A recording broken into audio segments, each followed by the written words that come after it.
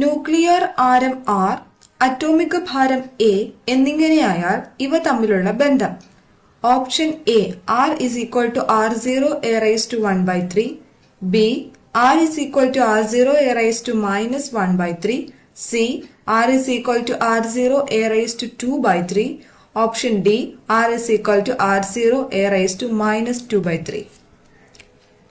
Answer option A r r0 a raised to 1/3. Atomic ന്യൂക്ലിയസിനുള്ള size ഏകദേശം എ 10 to the power -15 meter, b 10 to the power -15 femtometer, c 10 to the power 15 meter, d 10 to the power 15 femtometer. Answer option A 10 to the power -15 meter.